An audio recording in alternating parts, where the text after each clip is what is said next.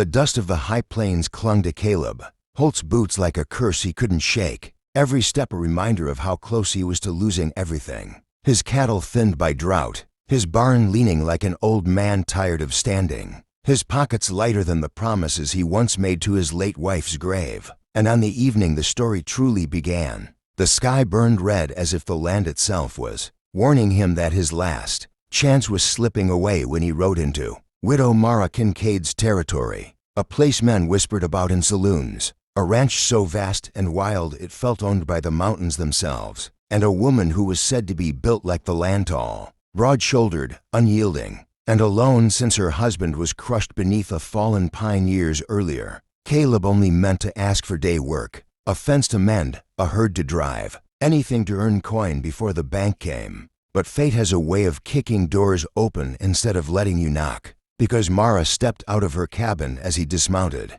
shadow swallowing the porch behind her, eyes sharp as a hawk's, posture proud, grief hardened into strength. And when she looked at him, it felt like she saw straight through the holes in his life, the hunger, the quiet fear, the stubborn pride that refused to beg. And she listened while he explained himself, his voice steady though his heart hammered. And when he finished, she didn't offer work, didn't offer sympathy. She studied him in silence long enough for the wind to shift, then spoke words that would brand themselves into his memory forever. "I need a husband," she said plainly, as if discussing the weather. "And you need strong daughter." And Caleb laughed once, sharp and humorless, thinking he'd misheard. But she continued, explaining that her ranch needed an heir raised with iron and honesty, someone to inherit land men were already circling like wolves, that she could run cattle and face storms, but the world was cruel to widows without family. And she'd seen in Caleb a man who wouldn't drink away his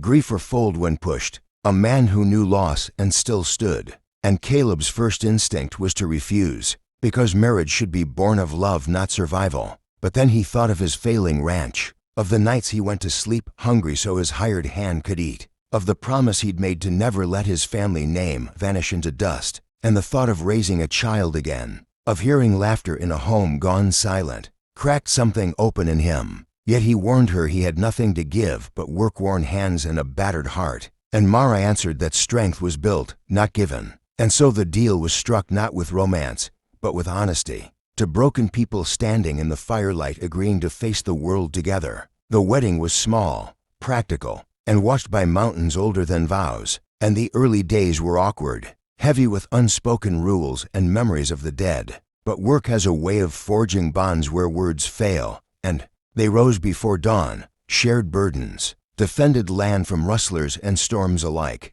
And slowly respect bloomed into trust, trust into quiet affection. And when the child came, a daughter with Mara's fierce eyes and Caleb's calm spirit, the ranch seemed to breathe again. Seasons turned, enemies tested them and failed. Drought returned and was endured. And Caleb learned that being strong didn't mean standing alone, while Mara learned that letting someone share the load didn't make her weak. And years later, when that strong daughter rode the fence lines with confidence, laughter echoing across the plains, Caleb would remember the night a giant widow changed his fate with a single sentence, realizing some love stories don't begin with hearts racing, but with survival, loyalty, and the courage to build something lasting from the ruins. And if this powerful Wild West tale moved you, inspired you, or kept you listening till the end, don't forget to subscribe to the channel Wild West Dairies, where untold stories of grit, romance, and destiny ride on forever across the open frontier.